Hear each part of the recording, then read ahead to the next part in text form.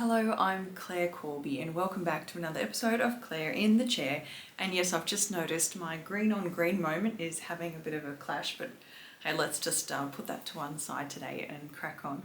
So I run Capital Buyers Agency, founded back in 2014, and it's an exclusive buyers agency. We don't do anything else, just for the Canberra region. So we're not broad, we're quite narrow and deep in what we do, and we like to think we do it well.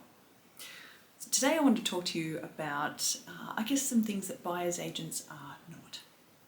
As the world of buyers agency is growing at a rather rapid rate at the moment, it's probably a good time to bring to mind some things, some no-nos for buyers agency and what you might be aware of that's happening in the industry that perhaps is not in your best interest potentially too. So just something that comes to mind, there's one big thing as a buyer's agent that we are not to do, and that is acting outside of our scope. It's very, very clear when we're talking about different financial products, when we're talking across the asset classes. There's not just property, of course, there's shares and other things, but when we're talking about shares, that's heavily regulated. Even in insurance, what you can and can't say is very controlled. Whereas you come into the world of property and it seems if you've got an opinion, well, hey, grab a smartphone, jump on social media and tell everyone the 12 greatest suburbs to buy in. I do roll my eyes at this, and it's quite exasperating because sometimes we have buyers come to us and say, oh, but this is the best suburb to buy in, or we've got interstate buyers agents that simply don't know what we know as local experts in our area and in our patch, that we wouldn't touch that with a 10-foot pole and run. So it's really, really dangerous to, almost like being outside your lane. You know what I mean? Like, just know what you know and know it well. That's our belief and our core principles. So again, coming back to this regulation on asset classes and on advice. So property is unregulated, which is why we're getting a lot of newcomers to the industry who may have different backgrounds. Perhaps they don't know around what it means to give advice to a client, or potentially aren't even aware of the risks of what they're saying. So there's a huge difference between giving general advice, which is kind of what we're doing here, right? We're just having a chat, it's general in nature. Look, I don't know your personal situation. If you're after something specific, always go and get personal, tailored advice. Sit down and engage with someone who is qualified in what they're doing, has the runs on the board, and you have good trust and faith in their expertise and some great referrals potentially too. So otherwise, there's people that are potentially not aware of what they're saying and not aware of the dangers of some of the things they're recommending and the impact that has on clients and on your financial future as a buyer when you're taking, perhaps some advice which is not in your best interest. So yes, property, when people say, these are the 12 best suburbs or whatever it might be, or this is the best thing, I always come back to, okay, well, why are you saying that? In what basis do you have that? Presenting your opinion as fact. Does that make sense? So rather than saying, this is the best thing you should possibly be doing with your money, it needs to be tailored to your specific situation, your specific risk profile, your budget, of course, your long-term goals and what you hope to achieve, your understanding of the market, how much of a bumpy ride you're willing to have as a landlord along the way. Is there any value add strategies you want to have in the mix? And what's your exposure and what's your ability to follow through on those?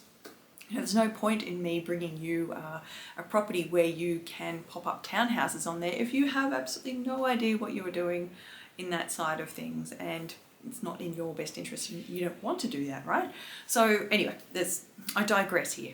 But look, to say that, there's one size fits all is the message I want to get across to you. That is certainly not what buyers agency is about, to, get up on a platform and shout that, hey, we should all be jumping off on this suburb. Because even within itself, right, that a suburb is not homogenous.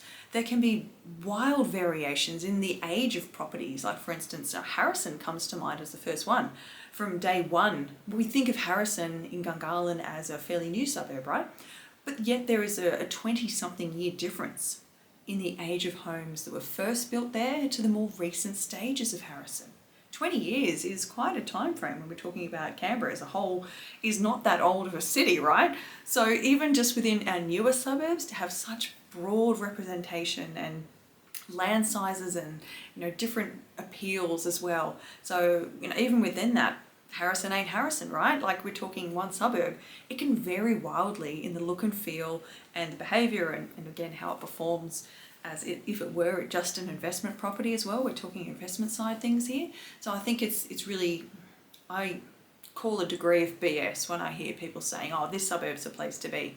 Because it's so untrue. You've really got to dive deeper into that and look beyond that. But again, people are sometimes, grabbing these reports that come out and there's a data lag in the reports. So that's the other problem when you have these, buy in this suburb or, oh, we're tracking the data in this suburb and it looks really good on paper. Often there's a time lag and that can be months. So what we're seeing out there in the marketplace right now, the time of recording this, it's November, there's, a bit of hype, we're leading into this sort of December season and shutdown, everyone's, there's a bit of, duality between quick, get it done or hold it over to next year. And those two different timelines as well is playing out right now. But also, at other times in the year, it's quite different too. So you can't just say it's one size fits all. Anyway, so getting back to that timeline and that data lag, yes, there's going to be quarterly data results published, but there is a lag between that. So say if we're talking right now from the July to September quarter, they've come out, we're talking about that. That's data that's settled in July. That is a completely different market than what's happening right now out there on the ground. So if you're not out there in the trenches doing this, if you're just, number crunching some numbers on a screen, and this is again the problem with some borderless buyer's agents, like if you're sitting there and I'm typing in on my computer laptop from Canberra recommending you property in, I don't know, Darwin, how do I know without being on the ground what's really unfolding right now when I'm relying on this data that is already old and outdated, especially if the area is going through price growth? So all right, that's just my 2 cents on that. I dislike retrospective data. I do think it has its place, but it needs to be coupled with relevant data that's out there. It's the qualitative and quantitative argument, right? Those two intermixing and not using one in isolation without the other. All right, so there's that, of course. But then also coming back to this broader argument of what a sales agent does and what a buyer's agent does, that's another one for a different day perhaps, but also what a buyer's agent is not. So a buyer's agent is not there to sell you a property or talk you into a property.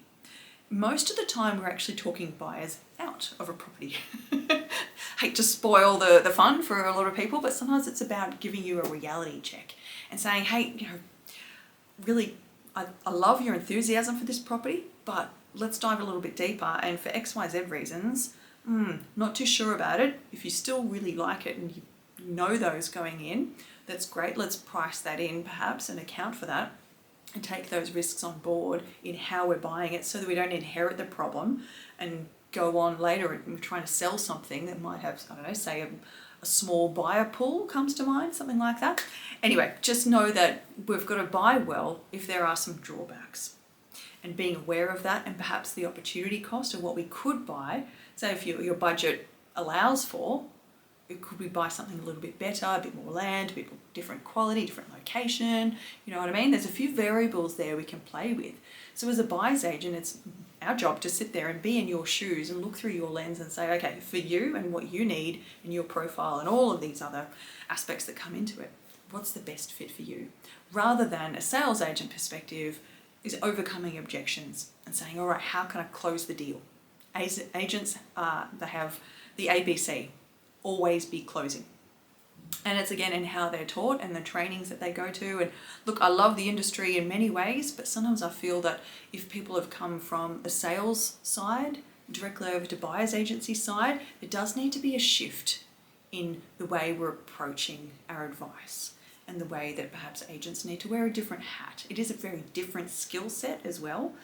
But anyway, look, I think it just needs to change wholly so that we're not looking at it from an aspect of, okay, let's do deals and let's close this out and let's, rah, rah, rah. It's more about, okay, is this really the best long-term outcome for this client? And is there something better that we could get for potentially elsewhere? Or, just stop overcoming objections, stop closing the deal, stop, the hype around that, and just be more about client-centric advice too. So I think that's a key point, I think, as the industry starts to emerge and starts to grow in buyer's agency. The one thing that buyer's agents should never do, in my opinion, is forecast future capital growth. It's just a big no-no for me.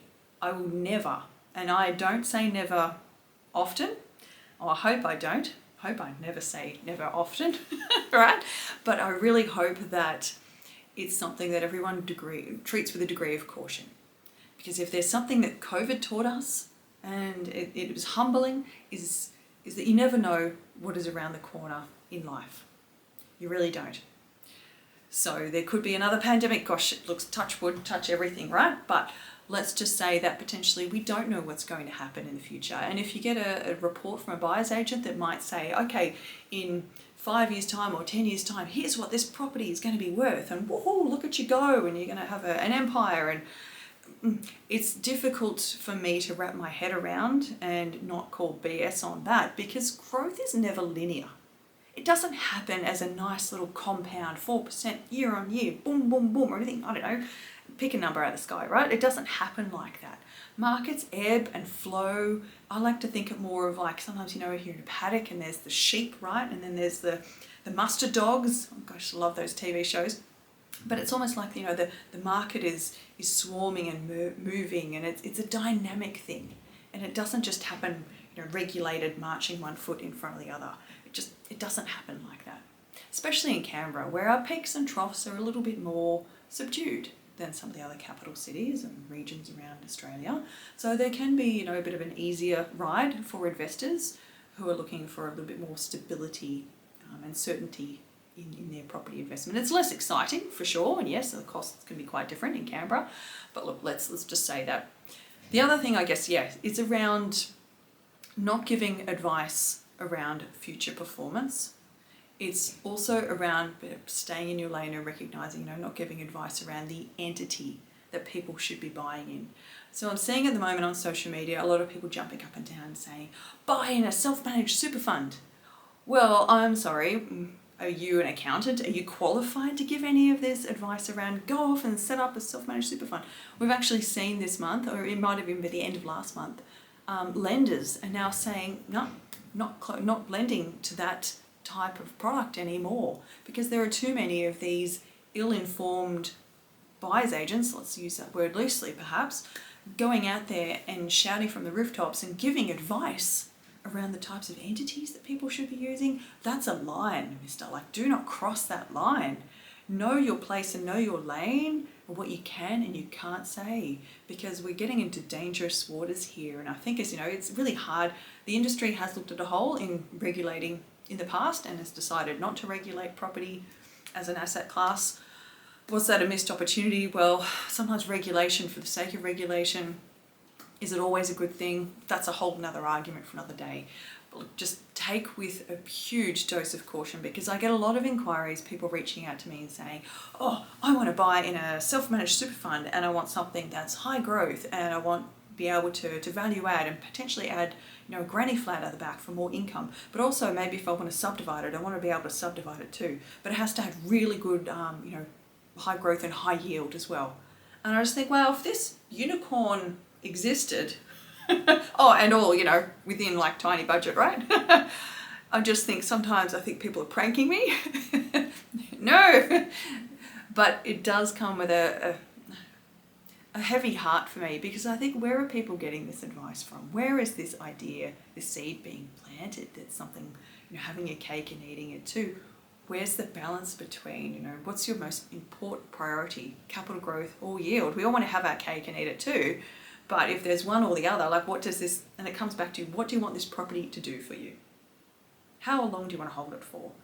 Really sensible core questions that can stump people and just go, no, I just want to own 30 properties by the time I'm 30 and look good. And I really just call BS on this. And I just think the there needs to be some more support and more education for buyers around this to break down the hype and all the glamorization of some of this stuff. Because yes, you can go out there and yes, you can buy 30 properties. Are they going to be great quality properties? Are you going to have headaches?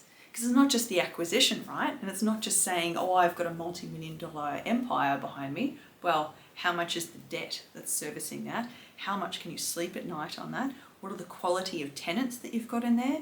Because, hey, your customer as a landlord is your tenants.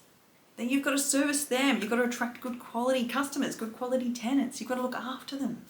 So it's not just a one-time buy, set and forget and drive off to the sunshine and in your sports car or whatever. There's some glory in this that really needs to be perhaps wiped off, and perhaps you see it's a little bit rusty underneath, or needs a bit of elbow grease. So anyway, look, I hope that has helped shed some light on what buyer's agency perhaps is and what it is not, and where that line does lie in the world of giving advice.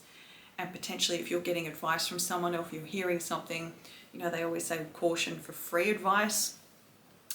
Yes, that's true. And now I'd say that knowing full well that this is me sitting here giving you advice without charge. But it is very general in nature. I don't know you, like I said, I don't know specific circumstances, and all of that plays into making the right decision. Once your good advisor knows those parameters and can challenge you and test you on those parameters to make sure the thing that you end up buying actually serves you well and that's the best, hardest working asset to make your money work well for you. All right, get out there, happy house hunting. And again, if you need any help, whether it's choosing a buyer's agent or avoiding the pitfalls of falling into, taking the advice of a bad one perhaps, or just an inexperienced one. You don't want to be the one that, the L-plater learns on you. Like, there's so many common pitfalls and traps and things that people can fall into. So anyway, I hope this helps, and enjoy the ride that's ahead, and I'll see you next time for another Claire in the Chair.